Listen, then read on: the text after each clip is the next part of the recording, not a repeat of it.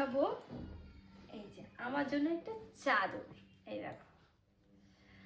তো বাবা মা আমাদের জন্য চাদর নিয়ে এসছে, দিদির জন্য আমার জন্য চাদর নিয়ে এসেছে। এই যে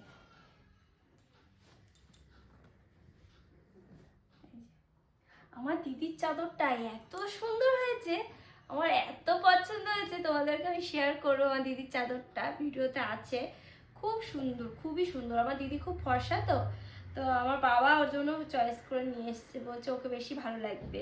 বটল গ্রিন আছে না, ওর মধ্যে হলুদ কালার, এইটা হলুদ কালারের এই চাকাগুলো কি ভালো লাগছে, কি ভালো লাগছে। কালকে শুধু বলছি তোরটা কি ভালো লাগছে, এটাও সুন্দর লাগছে।